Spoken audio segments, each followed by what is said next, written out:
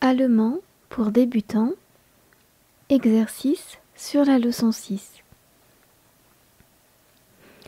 Exercice 1. Voici une liste de noms communs. À toi de trouver leur article, der, die ou das, leur prononciation et leur traduction.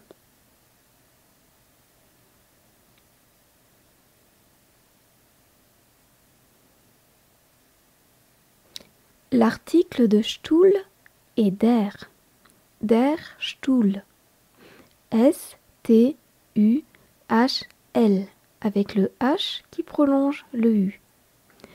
Nom masculin qui signifie la chaise, der Stuhl. Petite particularité, le ST en début de mot se prononce st. On le prononce comme s'il était écrit S-C-H-T, st, Stuhl. L'article de Kuchen est der Kuchen. K-U-C-H-E-N. Der Kuchen signifie le gâteau.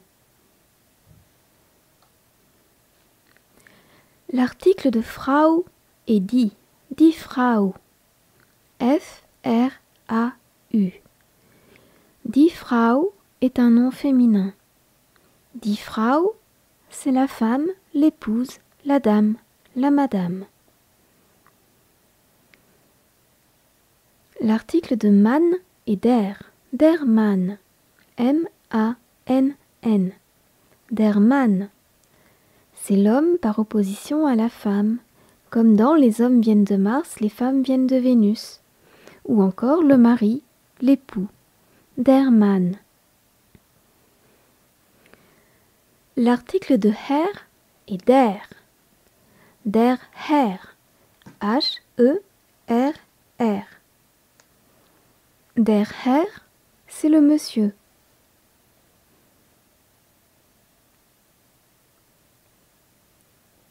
L'article de computer est der Computer, C-O-M-P-U-T-E-R.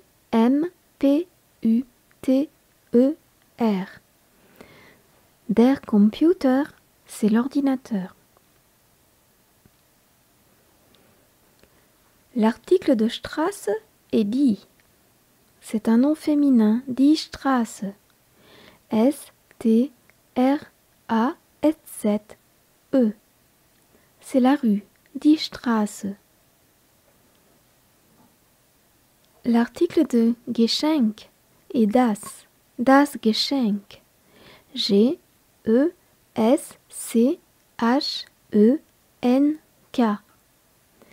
Das Geschenk est un nom neutre qui signifie le cadeau.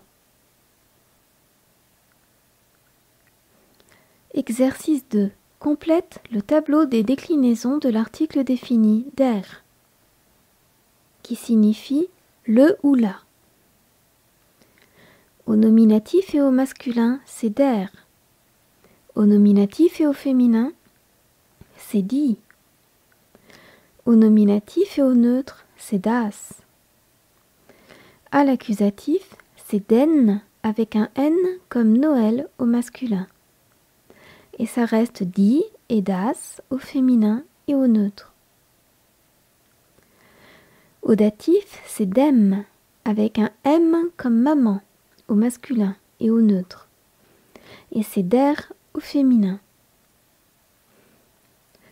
Complète le tableau des déclinaisons de l'article indéfini ein, qui signifie un ou une.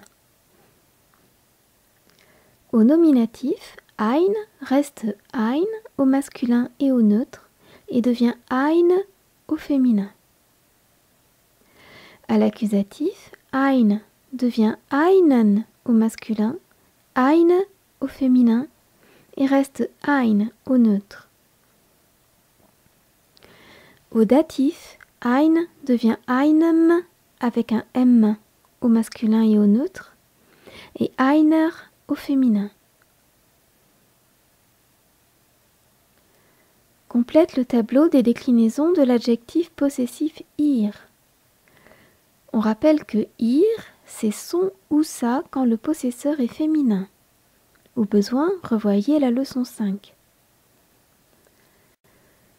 Au nominatif, ir reste ir au masculin et au neutre et devient ir avec un e au féminin. À l'accusatif, ir devient iren au masculin, ir au féminin et reste ir au neutre. Au datif, ir devient irem au masculin et au neutre et irer au féminin. Exemple: Céline gibt ihrer Katze ein Küsschen. En allemand, en fait, il est plutôt d'usage de mettre le complément au datif avant le complément à l'accusatif.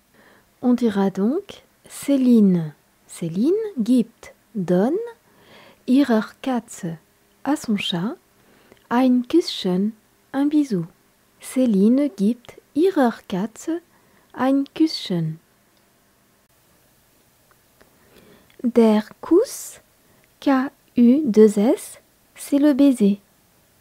Et son diminutif, das Küsschen, K-U-Umlaut 2-S, C-H-E-N, das Küsschen, c'est un petit baiser, un bisou quoi.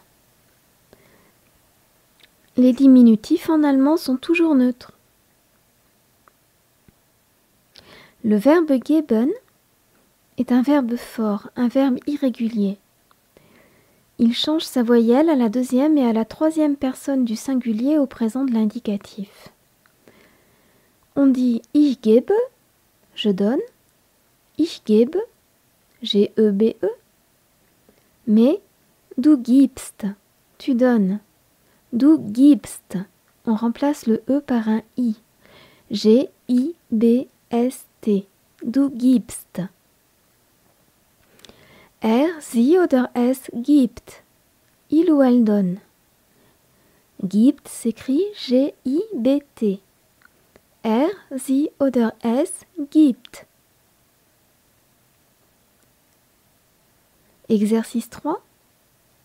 Trouve la traduction allemande des mots suivants en faisant attention à l'orthographe. Commençons par les verbes.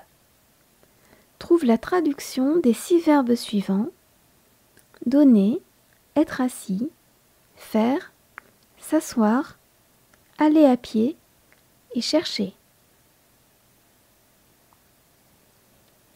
Donner se dit geben, G-E-B-E-N. Facile, nous venons juste de le voir. Être assis se dit sitzen, S-I-T-Z-E-N, sitzen. Faire se dit machen, M-A-C-H-E-N, machen. S'asseoir se dit sich setzen, sich, S-I-C-H, setzen, S-E-T-Z-E-N, sich setzen. Aller sous-entendu à pied se dit gehen, G-E-H-E-N. En fait, le H, je croyais qu'il était aspiré dans gehen, mais il se contente de prolonger le E. Gehen. Chercher se dit suchen, S-U-C-H-E-N, suchen. Conjugue les verbes suchen et sich setzen aux 3 premières personnes du singulier, au présent de l'indicatif. Il n'y a pas de piège, ce sont des verbes faibles, ils ne présentent pas d'irrégularité. Suchen. Je cherche se dit ich suche. S-U-C-H avec la terminaison E. Tu cherches se dit du suchst. S-U-C-H avec la terminaison ST. Du suchst. Il ou elle cherche se dit sie oder es sucht. S-U-C-H-T. Sucht. Sich setzen. Je m'assois ou je m'assieds se dit ich setze mich. Setze, S-E-T-Z avec la terminaison E. Mich, M-I-C-H. Mich, le pronom réfléchi, est assimilé à un complément d'objet direct. J'assieds qui? J'assieds moi.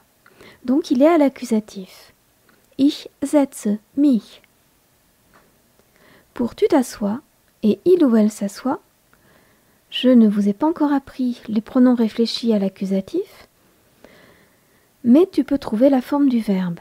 Sinon, pour les pronoms réfléchis, c'est pas bien compliqué. À la deuxième personne, on remplace le M de mich par un D. Et à la troisième personne, on remplace le M de mich par un S. Alors, tu t'assois ou tu t'assieds se dit du setzt dich. Setzt s'écrit S-E-T-Z avec la terminaison S-T. Et dich s'écrit D-I-C-H.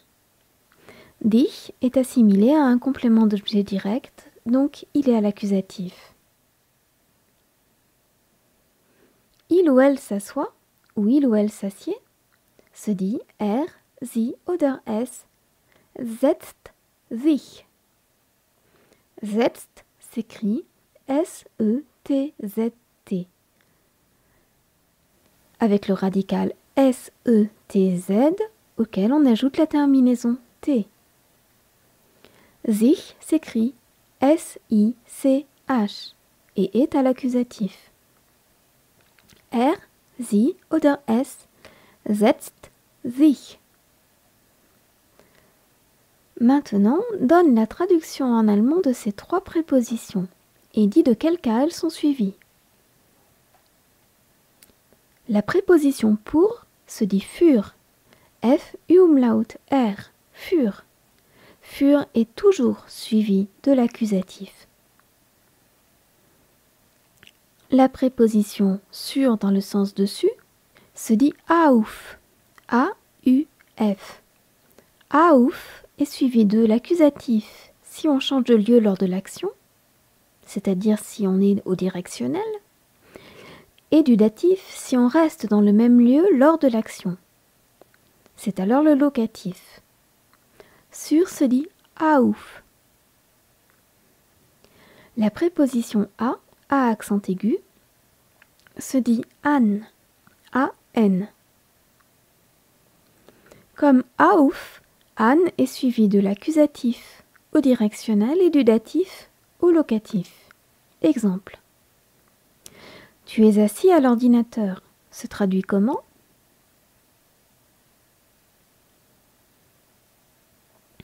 Tu es assis à l'ordinateur se dit du sitzt an dem Computer ou du sitzt am Computer, puisqu'on peut contracter an et dem en am.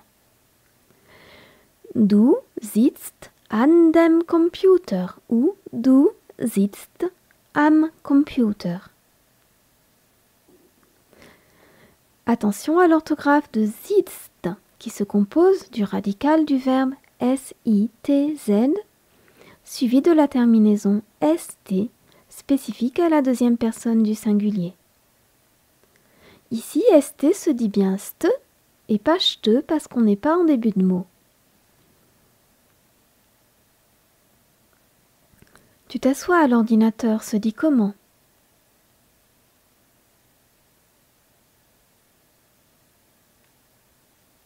Tu t'assois à l'ordinateur se dit du setzt dich an den Computer. Du setzt dich an den Computer. Cette fois, on emploie le verbe sich setzen et non plus sitzen. Et l'accusatif après an puisqu'on est au directionnel et non plus au locatif. On passe de l'état pas à l'ordinateur à l'état à l'ordinateur. Comme le mot computer est masculin, ça donne an den computer. Cette fois, il n'existe pas de contraction pour an plus den. On garde donc an den. Du setzt dich an den Computer. Enfin, comment dit-on en allemand quelque chose, donc, maintenant et merci? Quelque chose se dit etwas. E-T-W-A-S. Etwas. Donc, se dit den. D-E-2-N. Den. On verra que dans certains cas, au lieu de den, on emploie also, A-L-S-O, lorsque donc introduit une conséquence. Maintenant se dit jetzt. J-E-T-Z-T. Jetzt. Merci se dit danke. D-A-N-K-E. On peut aussi ajouter l'adjectif schön qui signifie beau, S-C-H-O-Umlaut-N, schön, ce qui donne le célèbre danke schön, merci beaucoup, merci bien. Danke schön. Der Dank, sans E, D-A-N-K, est un nom masculin qui signifie le remerciement. Danke, avec une majuscule et un E à la fin, et son pluriel. Littéralement, cela veut dire remerciement ou des remerciements, puisque l'article indéfini pluriel des ne se traduit pas en allemand. Pour dire un chien, on dit ein Hund, mais pour dire des chiens, on dit Hunde sans article. Nous verrons cela dans la leçon sur le pluriel. Pour finir, une petite question de cours. Quand emploie-t-on le datif en allemand? En allemand, on met au datif les compléments d'objets indirects qui répondent à la question à qui, les compléments circonstanciels qui sont introduits par quelle préposition déjà? Celles qui sont toujours suivies du datif. Aus, bei, mit, nach, seit, von, zu. Aus, bei, mit, nach, seit, von, zu. Et les compléments de lieu au locatif qui sont introduits par une préposition de lieu mixte, comme par exemple auf, in ou an, pour citer celles que nous avons vues jusqu'à présent. Ne confondons pas aus en provenance de, qui est toujours suivi du datif, avec auf, sur qui est suivi tantôt de l'accusatif, quand on est au directionnel, tantôt du datif, quand on est au locatif. Comment diriez-vous? Le chien s'assoit dans la rue. Et le chien est assis dans la rue. Le chien s'assoit dans la rue est un directionnel, parce qu'on rappelle que la rue en allemand, c'est une surface. Alors quand il s'assoit dans la rue, le chien y passe de la situation pas assis dessus à la situation assis dessus. Le chien s'assoit dans la rue ou sur la rue se dit Der Hund setzt sich auf die Straße, avec setzt qui s'écrit S-E-T-Z suivi de la terminaison T. Der Hund setzt sich auf die Straße. Le chien est assis dans la rue se dit Der Hund sitzt auf der Straße. Ici, plus de sich, car sitzen n'est pas un verbe pronominal, contrairement à sich setzen. Et Die Straße devient der Straße car on est au locatif, donc on met le complément de lieu au datif. Le chien est assis dans la rue, se dit der Hund sitzt auf der Straße. Also, danke für eure Aufmerksamkeit und bis bald. Also, danke für eure Aufmerksamkeit und bis bald. Donc merci pour votre attention et à bientôt.